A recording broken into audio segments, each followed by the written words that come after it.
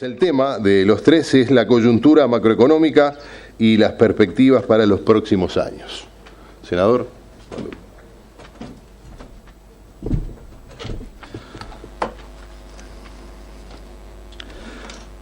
Bueno, buenas tardes, gracias por la invitación.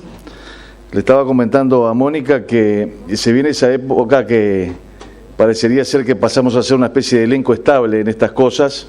El otro día éramos Jorge Larrañaga, ella y yo en ADM, hoy viene Sergio Abreu. Creo que nos estamos pareciendo bastante a Sotelo, Abdala y ¿cómo se llama el otro? Igor, sí. Así que cuidado que en cualquier momento largamos con eso. Los temas que se nos plantearon son la coyuntura macroeconómica, las perspectivas para los próximos años, las inversiones inmobiliarias del exterior y la ley de inversiones, qué proponemos los partidos políticos para atraer inversiones extranjeras, y nos piden una opinión sobre la relación político-económica con Argentina y la región. ¿Se escucha bien? Sí. Obviamente que estos son temas muy amplios, así que en algunos casos ajustense el cinturón de seguridad porque vamos a andar bastante rápido por sobre ellos. Esto es fruto del trabajo en equipo que hacemos. Nosotros tenemos un equipo que sigue estos temas y que en el caso mío en especial es parte de un trabajo que tengo que hacer. Uno, porque soy exministro de Turismo y en el Ministerio de Turismo seguíamos estos temas y obviamente que uno se engancha. Y en segundo lugar, porque integro la Comisión de Industria, Comercio y Turismo del Senado de la República, que también tenemos que hacer el seguimiento de estos temas. Sobre la coyuntura, me permití dividirlo en cuatro, para facilitar la comprensión, en cuatro subtemas. La coyuntura macro, la coyuntura del sector inmobiliario, que me parece que es la que les interesa más a ustedes, obviamente. Las perspectivas macro de aquí en más, que creo que es un tema que también ustedes que están tomando decisiones lo van a querer conocer la opinión nuestra, y las perspectivas del sector inmobiliario, de nuestro punto de vista también. Respecto a la coyuntura macro, creo que tenemos que partir de un punto de vista de la realidad de los últimos 10 años. Y creo que es claro que en los últimos 10 años se recuperó el crecimiento económico en el país después de la crisis del año 2002. Eso lo hemos visto todo, nos recuperamos rápidamente por no la decisión de un partido o de otro, sino una decisión país, creo yo, que las decisiones que se tomaron en aquel entonces, más las decisiones que se siguieron tomando en el 2004, 2005 en adelante, obviamente que dieron sus frutos y tuvimos una década de crecimiento, algo que el Uruguay no tenía, creo que en su historia, o por lo menos de los años 40, que no tenía. A eso se sumó algunos factores también externos, como el tema del valor de los commodities, lo que se ve también en el crecimiento que hemos tenido todos los países latinoamericanos. En los últimos tiempos, si ustedes ven, en el crecimiento de los países, Argentina es el que promedialmente tuvo el más alto, Uruguay está, yo diría que en el medio, entre el 4 y el 7, estamos nosotros en un 5 con algo, levemente por encima del promedio de los países de América Latina y el Caribe en los últimos tiempos. Uruguay también tuvo una cosa positiva en estos 10 años, creo yo, y es la inflación. Todos recordamos aquellos años en los cuales la inflación era arriba de 100, después hizo un esfuerzo muy grande, allá por el año 96, andaba alrededor del 25, llegó a estar en el 4 o 5 allá a finales de la década del 90, en la crisis del año de la crisis del 2002 la inflación llegó al 25%, casi 26%, pero rápidamente ya en el 2003 andaba en el eje del 10%, 2004 andaba en el 7 y algo, y se ha mantenido la inflación en el país en los últimos tiempos en ese eje entre un 6 y un 9%. Lo que habla, creo yo, que de un convencimiento del país de que hay que cuidar la inflación, y creo que ha sido positivo. Eso permitió, además, al país alcanzar rápidamente los niveles de abatimiento de la pobreza que se habían alcanzado también allá a finales de la década del 90. Ustedes saben que al retorno a la democracia, ya en el año 85-86, veníamos de la crisis de la tablita, los que tienen algunos años más se deben acordar de ella, el Uruguay tenía casi el 40% de sus hogares bajo la línea de la pobreza.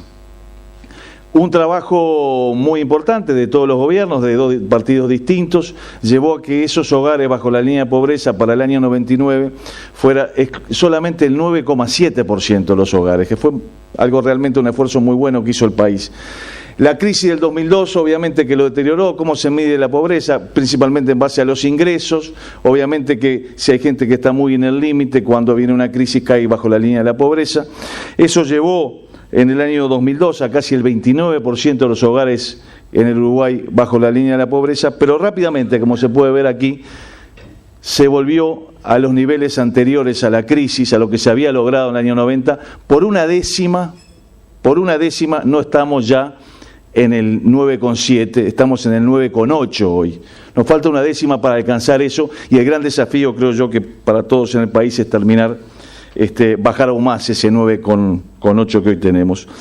También en estos últimos tiempos ha tenido un gran desempeño el desempleo, el empleo, no un gran desempleo, el desempleo. El empleo ha tenido una muy buena conducta, aunque nuestro equipo nota una pequeña tendencia al crecimiento que, reitero, no es preocupante, no es para alarma, pero hay un pequeño cambio que se está notando en ello. Igual es muy bueno, las tasas de desempleo en el Uruguay son casi las tasas de la movilidad en el empleo, y hay que destacarlo.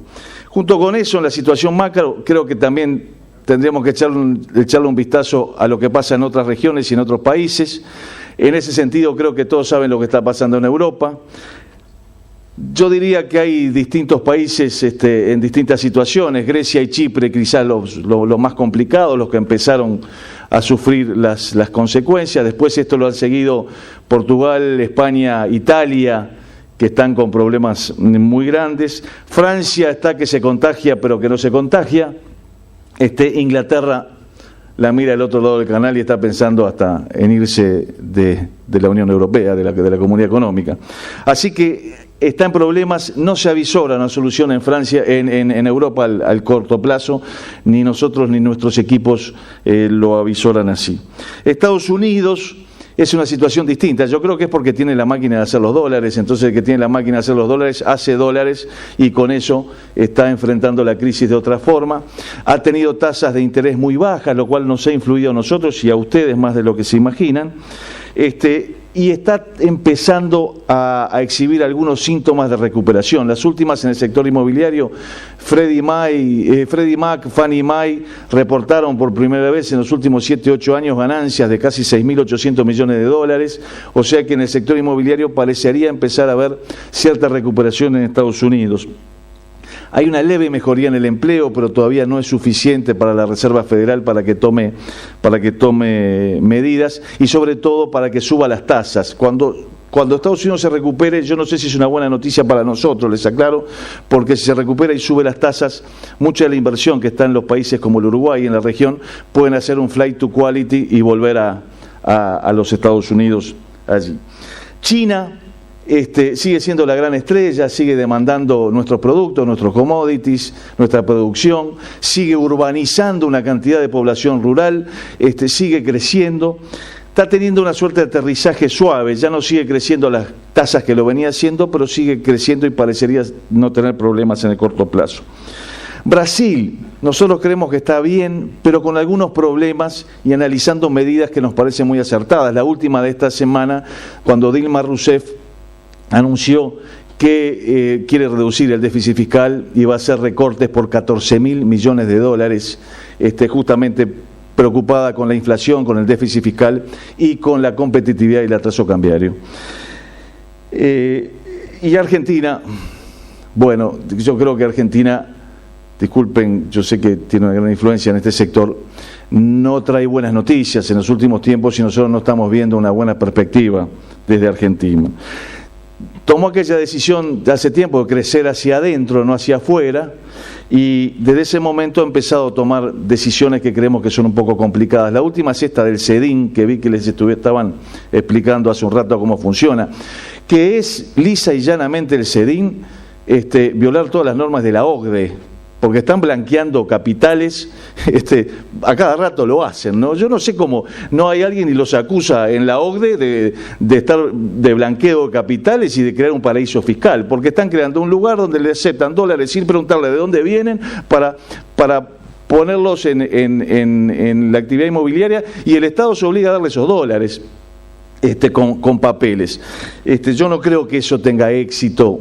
Cuando vi la conferencia de prensa, quedó la sensación de que si en una conferencia de prensa que se anuncia eso, está el señor Moreno, está el ministro que unos días antes había dicho que se quería ir, y está Echegaray, la verdad que yo lo miraba y decía, alguien le llevará los dólares a esta gente, y con el track record que tiene el default del 2002-2003, no lo veía. Quizás estoy equivocado, pero no lo vemos.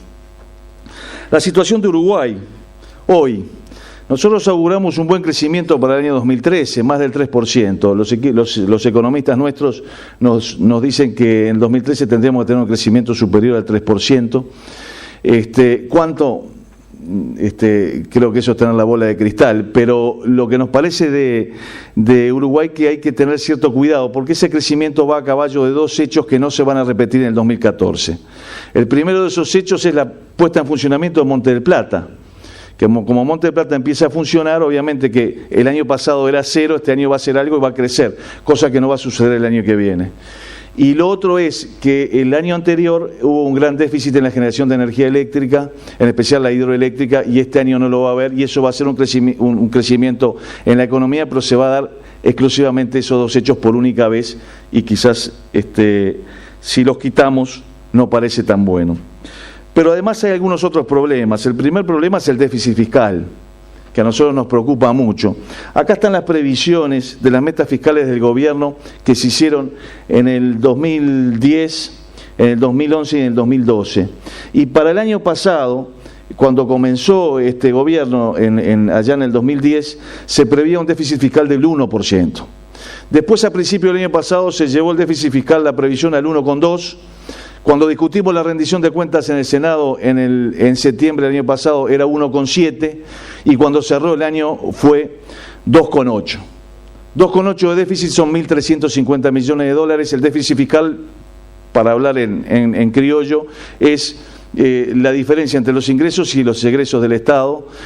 Hubo un agujero el año pasado de 1.350 millones de dólares, cuando casi 3 veces más de lo que estaba previsto, y eso es una alerta sobre la que me parece que si vamos a ver la coyuntura macro tenemos que tener en cuenta.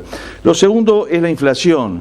Ya hace rato que la inflación está por fuera del rango meta del Banco Central, que está fijado entre 4 y 6, y ya venimos del año 2011, arriba del 7, el 8, el 9, y el año pasado, en diciembre, en realidad se bajó a 7,5, pero todos ustedes recordarán que ese 7,5 fue porque se pospusieron algunos aumentos de tarifas eléctricas para enero, y porque se hicieron unos acuerdos con los supermercados de precios para que obviamente fuera inferior la inflación. ¿Qué pasó? Nos hicimos trampa porque en diciembre bajó, pero en enero y febrero nos cobraron la cuenta cuando vinieron los aumentos, y rápidamente subió a casi el 9. Eso a su vez provocó mayores ingresos para el Estado, porque ¿qué es lo que sucedió? Como los salarios se ajustaron de otra forma, hubo mucha gente que se pasó de la franja del IRPF o ingresó en la franja para pagar IRPF, y eso generó mayores recursos para el Estado. Otro problema que también nosotros avisoramos es el problema del tipo de cambio, y usted lo tiene que estar viendo, en especial los que están en la construcción, lo tiene que estar sufriendo, eso creo yo que sin lugar a dudas. Nosotros hicimos acá una gráfica con la evolución de los 3 tipos de cambio, lo que es el peso, que es el azul, es el que está más abajo, lo que es el euro, que es el verde, y lo que es el real. Y obviamente que si ustedes miran eso, ven que nosotros estamos realmente perdiendo competitividad frente al euro, frente al real también. En el caso de Brasil estamos 18% por debajo de la competitividad histórica del Uruguay, y eso nos parece que es un problema también. Yendo al sector inmobiliario, en los últimos 10 años, y esta gráfica me parece es importante, es una gráfica de Alfonso Capurro de CPA Ferrer, que le pedí autorización para usársela. la inversión externa directa en el país tuvo como destino la construcción en un 26%, que es muchísimo, 26% de la inversión extranjera directa en los últimos 10 años tuvo como destino la construcción. Y dentro de eso, el 25% vino de Argentina. Dentro de ese 26%, el 25% vino de Argentina, que es un elemento que creo que hay que tener en cuenta. En esos 10 años, además, los encontramos en el país, algo que ustedes lo deben saber también, un aumento enorme en el precio de las compraventas por metro cuadrado y en el costo por metro cuadrado. Nosotros tuvimos hace 2 años al ministro de Educación y Cultura en el Senado, en régimen de comisión general, y él nos afirmaba que estaba gastando más dinero en infraestructura y en construcción y en reparación de las escuelas y los liceos que lo que se gastaba hace 10 años. Y nosotros le mostramos que no. Y se lo mostramos con una cosa muy sencilla. Le sacamos el costo del metro cuadrado en el año 2003, 2004 y le sacamos el costo del metro cuadrado hoy.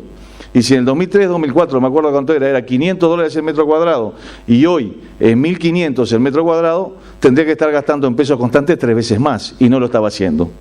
Y entonces ahí estaba la explicación de por qué cuando empezaban las clases los liceos no estaban prontos y había problemas de infraestructura, que en realidad le estábamos destinando en precios constantes de valor metro cuadrado a la reparación de escuelas y de liceos y a la construcción menos de lo que se destinaba antes. Y usted, creo que no tengo que explicarle sobre el valor del metro cuadrado. ¿Qué es lo que ha pasado con todos estos crecimientos de los últimos 10 años? ¿Cuál ha sido el resultado? Hoy. ¿Qué es lo que ustedes ven hoy? Ha habido una gran inversión externa e interna en el sector inmobiliario, en el sector de la construcción. Enorme. ¿Lo ven? Montevideo, Colonia, Salto, Maldonado y muchos otros lugares, Durazno. Los bancos a abril de este año tenían el 84% de sus depósitos a la vista. ¿Qué es a la vista? Que voy ya mismo y me lo llevo si quiero. 84%. Solamente el 16% a plazo. Los depósitos en moneda extranjera en los bancos, además, a abril, son casi el 70%. Entonces uno se pregunta cómo llegamos a esto. ¿Cómo les parece que llegamos?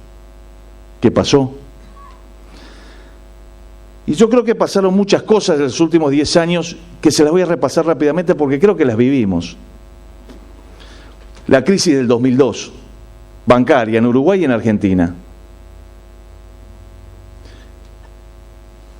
Nos dejó a todos una sensación de que, algún día me levanto y la plata de repente no está porque el banco cerró.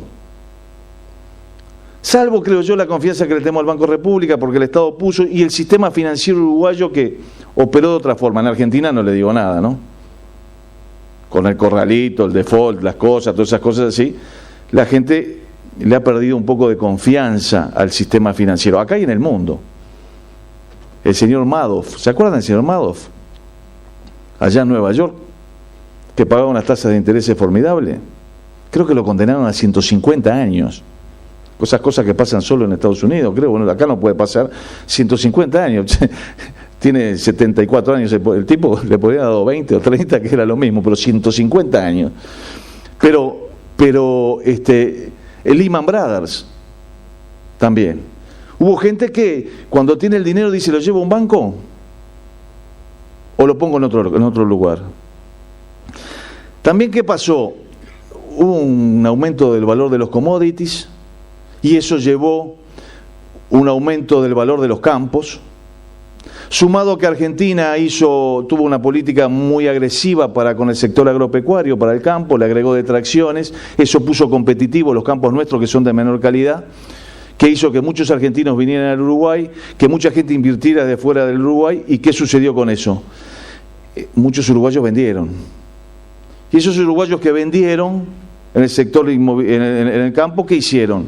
Se encontraron con la plata y se la llevó al banco. Algunos se fueron a Paraguay. Hoy hay 1 millón de hectáreas en el Paraguay, propiedad de uruguayos.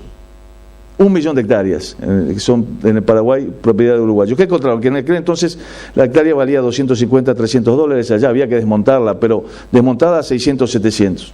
Muchos se fueron para allá. ¿Y qué sucedió? Los otros, con la plata, ¿qué dijeron? ¿Se la llevo al banco? Encima las tasas de interés son bajas, llevan la plata hoy al banco en dólares. No, ¿qué hago? Y lo pongo en la casita. Y lo pongo en el inmueble, porque sé que no le pueden poner rededitas y llevárselo. Y eso sumó, creo yo, las bajas tasas, las medidas argentinas, el dinero en el agro, sumó una presión sobre una demanda sobre el sector inmobiliario, me parece. El investment grade, además, nos ayudó. El país recuperó el investment grade. Las decisiones del 2002, Uruguay cumplió con las obligaciones, vengan para acá. El respeto por las reglas de juego. Y creo que eso es lo que está provocando, que la gente lleva la plata al banco casi para que se la cuide, para no tenerla en el colchón, pero cuando puede, la invirtió, cuando pudo, la invirtió en los últimos tiempos en el sector inmobiliario. Las perspectivas macroeconómicas para los próximos años, yo no tengo la bola de cristal, les aclaro, no vayan a tomar esto como que es la verdad revelada, porque después me van a venir a cobrar y ya aclaro que en realidad estoy dando mi opinión. Yo creo que no va a ser 10 años de bonanza como hemos tenido, lamentablemente. Van a ser distintos, porque aparecen algunos elementos en el horizonte, según dicen todos los analistas, que los complican. La situación es compleja, ¿por qué? Por el déficit fiscal tan alto, porque hay una inflación que no se termina de ir y está por arriba del rango meta, porque hay atraso cambiario, porque tenemos problema de competitividad, porque, según dijo la directora de la Administración de la Deuda del Ministerio de Economía y Finanzas hace unos días, la economista Susana Arbeleche, dijo que se venía el fin de la época de las tasas bajas, de las tasas de interés bajas, y obviamente que si otros países empiezan a pagar tasas de interés altas, el dinero va a ir hacia esos otros países que incluso tienen investment grade mejores que el nuestro. Y quizás lo peor es que si Argentina, como parece ir hacia eso, devalúa, obviamente que allá las propiedades van a valer menos, y el que tiene una propiedad acá va a querer venderla para comprarse una propiedad allá, porque va a haber la oportunidad. ¿Cuáles son los desafíos? Y bueno, uno de los desafíos es la rendición de cuentas, que vamos a discutir dentro de poco. Desde el Ministerio de Economía se han estado haciendo llamados al cuidado, y yo me hago eco de esos llamados. Hay que ser muy cuidadoso porque el momento no es el mejor. Es raro, desde la oposición nos hacemos eco del pedido del Ministerio de Economía de no aumentar el gasto, pero nos parece que hay que actuar con mucha responsabilidad porque está en juego la economía del país. Y si no tenemos esa responsabilidad, lo vamos a pagar quizás no en el 2014, pero sí seguro en el 2015.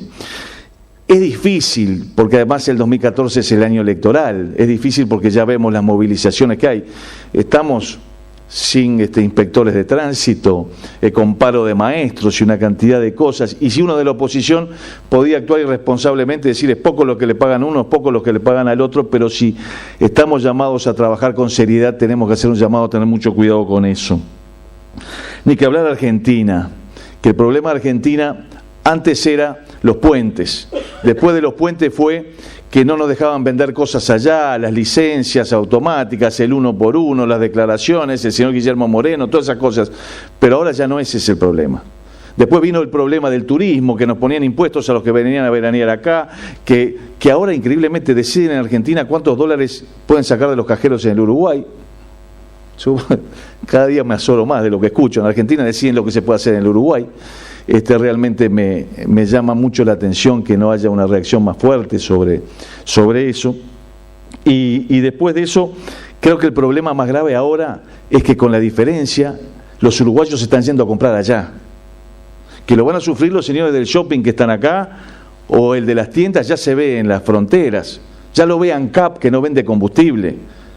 Y además de eso, los que venían acá, brasileños, paraguayos, etcétera, se van para allá porque la oportunidad es mucho mejor. Es no solamente hoy que no le podemos vender, sino que hay otros que no nos compran para comprarles a ellos, y eso es un problema bastante grande. ¿Cuál es la perspectiva para el sector inmobiliario? Yo creo que tiene que haber un ajuste en los precios. Esta gráfica, que también es de Alfonso Capurro, mide la evolución en pesos constantes del precio de las compraventas y en dólares corrientes. El naranjita ve que para los uruguayos casi es lo mismo lo que pagábamos en pesos constantes allá a principios del 2000 que lo que pagamos hoy, pero para los extranjeros es un 80% más. Y esto me parece que es algo que tenemos que considerar. Esa diferencia que hay entre uno y otro en algún momento se va a tener que corregir. Yo sé que la competitividad no es solamente el valor de la moneda, pero me parece que es un elemento que hay que considerar. Algunos hablaban de burbuja en el sector inmobiliario. Voy a volver sobre eso más adelante. Esto ya se está manifestando en la recaudación de la DGI. No le voy a hacer ver todo esto, pero solamente les voy a pedir distraerlos para que vean esto que está acá. El año pasado, en el 2012, se recaudó 15% menos por este impuesto a las transmisiones patrimoniales. Ustedes están en el sector inmobiliario, saben que esta es la mejor encuesta. Si el Estado recaudó 15% menos, es porque hubo 15% menos de ventas en el sector inmobiliario el año pasado. Esto no falla. Y además es más grave, porque si vemos la de diciembre nomás, diciembre de 2012 era superior a 16, y hubo una baja también en la actividad, y eso se mide principalmente por lo que recauda el IVA. Estas son, creo yo, alarmas que se están presentando, no los quiero bajonear mucho. ¿Cuáles son los desafíos? El valor del dólar es uno. Los tratados de información tributaria con Argentina y Brasil es otro. Yo creo que hay que hacer ya mismo uso de la cláusula prevista en el tratado que amerita dejar sin efecto el tratado de información tributaria con Argentina con 6 meses de anticipación. Terminar con ese tratado una vez por todas. Porque esta baja en la recaudación empezó principalmente después de la aprobación del tratado de información tributaria con Argentina. Y una vez que se lo firmamos, Argentina acaba de inventar el CEDIN para blanquear la plata de los que lo evadieron y legitimarlo. Nos hizo trampa, creo yo. Pero además Argentina dejó sin efecto ese tratado con Chile. Dejó sin efecto ese tratado con España. Y nosotros se lo firmamos. Y quiero hacer otro llamado de atención, que es el Tratado de Información Tributaria que se quiere aprobar con el Brasil. Eso es todavía más grave. ¿Saben por qué? Porque los tratados de información tributaria, la mayoría, prevén que damos la información siempre que nos den una norma para evitar la doble imposición. ¿Qué quiere decir eso? Que si el inversor extranjero paga impuesto acá, por lo que paga acá no paga impuesto allá. Pero en el caso de Brasil, no van a exigir la doble imposición. ¿Qué quiere decir eso? Que el brasilero que invierte acá va a pagar acá y por lo que está acá va a pagar allá. No se puede aprobar ese tratado de información tributaria con el Brasil sin tener una cláusula para evitar la doble imposición. Porque ¿saben qué va a pasar? Lo que ha pasado con los argentinos va a empezar a pasar con los brasileños, porque vamos a tener un doble costo. Vamos a ser doblemente menos competitivos. Yo lo entiendo, vengo siguiendo el tema, se me ha dicho que lo que Brasil aceptó firmar es, ahora sí me pagué, lo que Brasil aceptó firmar es una cláusula que dice que más adelante va a firmar un tratado para evitar la doble imposición con el Uruguay. Sentate y esperalo, porque me parece que es una locura hacer eso, firmar un tratado con el Brasil para dar la información y no tener la cláusula que evita la doble imposición. Me parece que es un profundo error y espero que se revea eso, como también espero que se prenda esto rápidamente. Obviamente que también el desafío pasa por la seguridad jurídica, que creo que el Uruguay hoy tiene, sin lugar a dudas, y que Uruguay hoy ofrece, por la seguridad tributaria, que significa no cambiar las reglas de juego, los impuestos. Se apagó todo. ¿Se escucha? No. ¿Y anda el micrófono? No anda nada. Yo hablo fuerte igual, ¿se escucha? ¿Qué? Mónica, ¿fuiste vos? ¿Fuiste vos la que hiciste? Hay que verlo, mira. ¿Cómo hay que hablar con la presidenta? Como el que sabe, sabe. Pero creo que también hay que trabajar en otras seguridades. Sigo pensando que hay la ley de ordenamiento territorial, hay que cambiarla. No puede ser que si alguien ocupa durante 5 años pasa a ser propietario. Porque la ley dice que el que ocupa comete un delito. Y la otra ley dice que el que comete un delito durante 5 años ocupando pasa a ser propietario.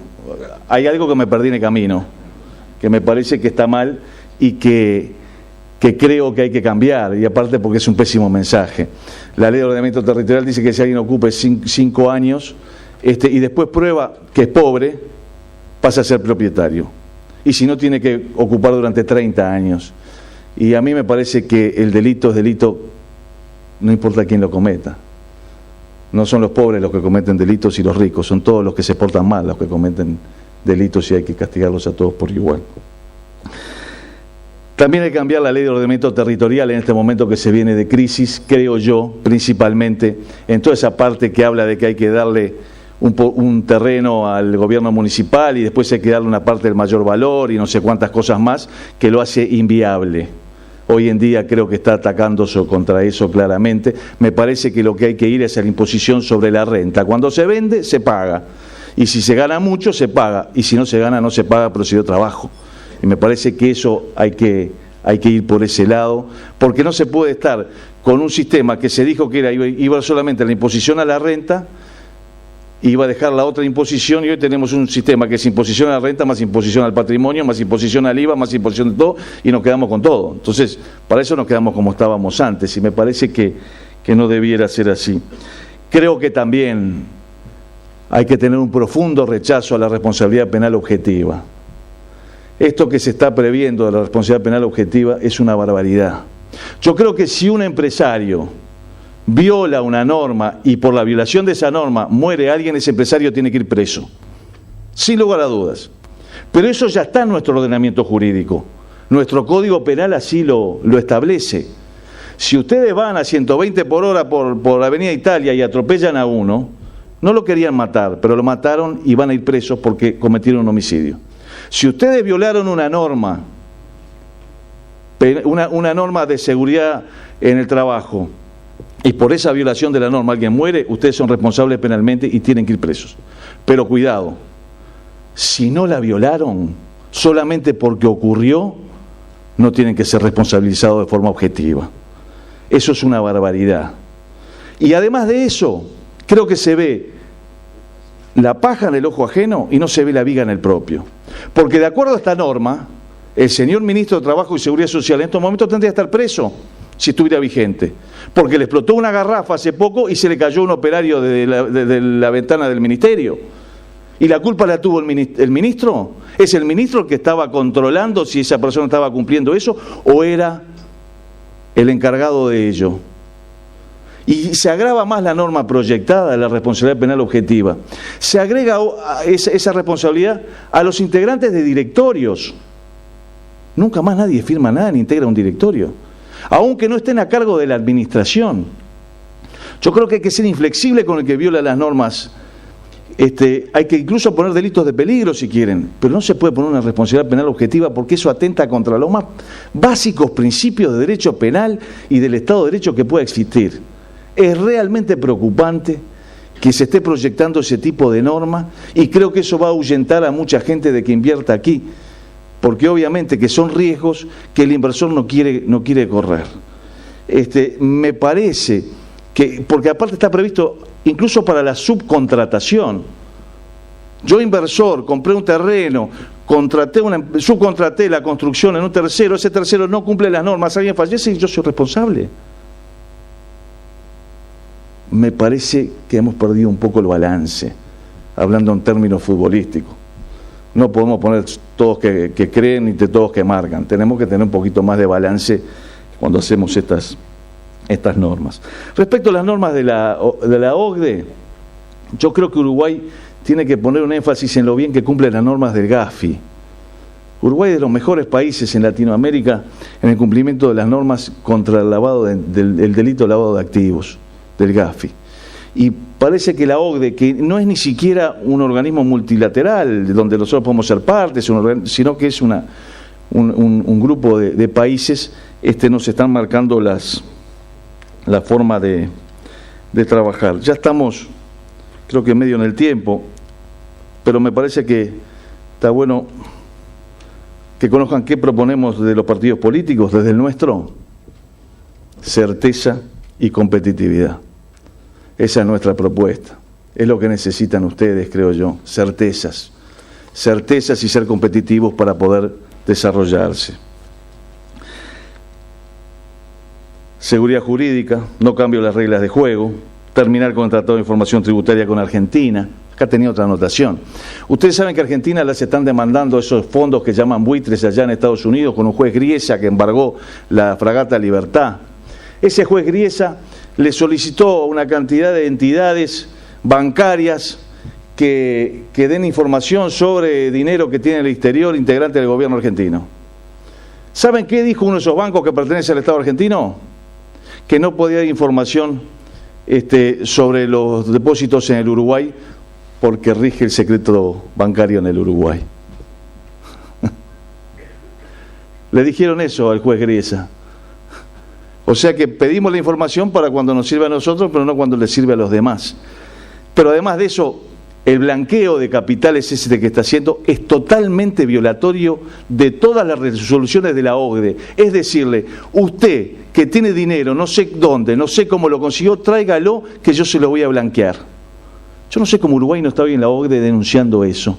Porque mire que nos acusaron de paraíso fiscal, de lista gris, lista negra y no sé cuántas cosas, y mire que nosotros cumplimos con las normas. También nosotros creemos que hay que cumplir las normas tributarias por todos por igual. No nos gustan algunas cosas que se han hecho últimamente, donde el que llega más tarde tiene beneficios que no tenía el anterior. Pasó con la inversión de Monte del Plata, que le dieron beneficios que no tenía la inversión de UPM, Bosnia. Entonces el que llega dice, bueno, pero ¿y por qué le diste a él y no me lo das a mí? Y eso crea, creo yo, que problemas que no deberían existir, porque el otro es más competitivo y a la larga tiene mayores beneficios. ¿Qué ofrecemos nosotros también? Infraestructura. Creo que el Uruguay tiene que ofrecer infraestructura. Doble vía Montevideo-Punta del Este. Doble vía Montevideo-Colonia. Doble vía Montevideo-Florida. Doble vía Ruta 1 San José. Carreteras en forma. ¿Qué tiene que ofrecer también? ¿Qué proponemos nosotros? Y lo digo porque eso se hizo en gobiernos de nuestro partido y de otros partidos. La perimetral de Montevideo, aeropuertos en forma, el de Carrasco, el de Laguna del Sauce, terminales portuarias en forma, el de Colonia, el exministro Lescano acá, la terminal de Montevideo, puentes de las Américas, de Santa Lucía. Tenemos que estar hablando de esas obras de infraestructura para que ustedes puedan trabajar mejor. ¿Qué ofrecemos? Mucha inversión en educación de los uruguayos. Si no invertimos en educación, el país no tiene futuro. En el año 2001 estábamos haciendo la marca Uruguay Natural, hicimos una encuesta a los uruguayos, hicimos una encuesta a los visitantes que venían de afuera para ver qué eran las dos cosas que realmente nos distinguían frente a otros países. ¿Sabe cuáles fueron los dos primeros temas que contestaron? Educación, seguridad. Si hoy hacemos esa encuesta, los dos primeros temas que los uruguayos citan en todas las encuestas como los peores en este momento son educación y seguridad. En aquel entonces teníamos otro problema, sin lugar a dudas, crisis, economía, y obviamente que eso llevaba a la preocupación. Pero una cosa no quita la otra. No podemos perder la educación, no podemos perder la seguridad, que lo vemos todos los días. También valores. Y valores creo yo que en el discurso. A nosotros nos preocupa mucho este discurso antiuniversitario, que se diga que estamos infectados de economistas y abogados. No. Que se dice que unos que son solidarios porque viven en una parte de la ciudad, ¿no es buena esa solidaridad? ese discurso de los buenos contra los malos. No, me parece que eso no le hace bien a un país. Me parece que es muy malo y también queremos corregir eso. Creemos que hay que corregir la emisión de letras de tesorería en unidades indexadas. Se están quejando que están entrando muchos dólares, pero yo les voy a decir por qué entran muchos dólares. Porque resulta que el gobierno licita letras de regulación monetaria en UI que han pagado en dólares el equivalente a 17% en los últimos años. Porque la UI es un 9%, porque le agregan a ese 9% el 6% de interés, más la depreciación del dólar 2%, casi 17%, eso está pagando el Banco Central. ¿Y saben qué hacen con el dinero que reciben por esa UI? Compran dólares que colocan al 0,5%. Nos lo dijo el presidente del Banco Central hace unos meses. Esa operativa le costó al país el año pasado 723 millones de dólares. ¿Y por qué lo hacen? Porque ellos dicen tenemos que comprar el dólar para que el dólar no baje. Pero no se dan cuenta que si compran dólares con pesos que están sacando pesos por aquí, dólares por acá, en el mejor de los casos están empatando porque demanda y demanda. Y la diferencia entre las dos tasas, están haciendo un agujero solo de tasa de 723 millones de dólares el año pasado, y este año van a ser 1.000 millones de dólares de diferencia de tasa. Creo yo que ya tenemos reservas suficientes y no tenemos que estar pagando 15, 16, 17% por esas reservas. Me parece que es un error. Respecto de la relación política con Argentina y la región, creo que ya dije bastante. Me parece que hay que sincerar el Mercosur. Algunos lo plantean sobre si Mercosur sí o Mercosur no. Nosotros creemos que esa no es la discusión, sino la discusión es qué Mercosur queremos. Y sobre todo creemos que este Mercosur no nos sirve, porque todos tenemos distintos objetivos. Argentina, su objetivo es el crecimiento hacia adentro. Nuestro objetivo es el crecimiento hacia afuera, porque tenemos un mercado muy chico. El de Paraguay se parece más al nuestro. Y el de Brasil es el mundo. Y quiere liderar la región.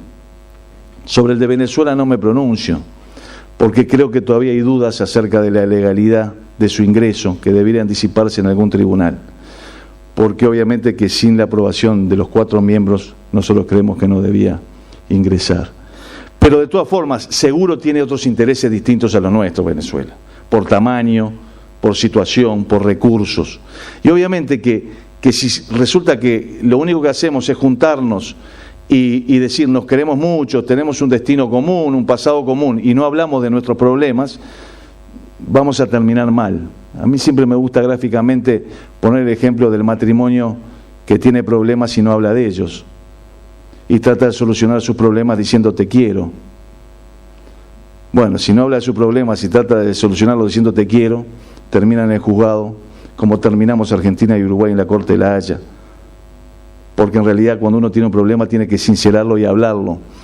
A veces le va bien, a veces le va mal, pero si no lo habla seguro le va a ir mal.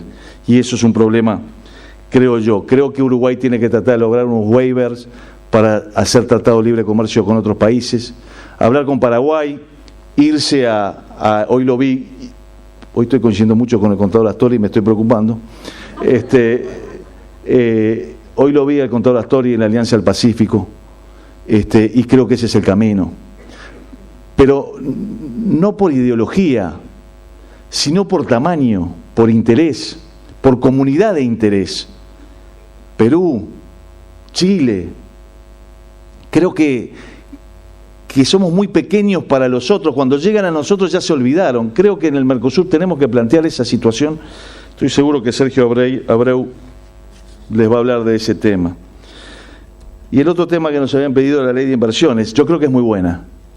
El país ya lleva y debe llevar por lo menos casi 35 años de promoción de la inversión y por lo menos 15 o 20 de promoción de la inversión en el sector hotelero, en el sector de la construcción, habiendo ampliado los decretos al sector turístico, y me parece que es muy bueno. Y los últimos decretos del anterior gobierno y de principio de este son muy buenos, esos que dan puntaje a la inversión, que hablan de dónde se realiza, que lo tecnificaron aún más, son muy buenos. Creo que hay que acelerarlos, creo que hay que mejorarlos y profundizarlos y no terminar con ellos, menos cuando se vienen épocas duras.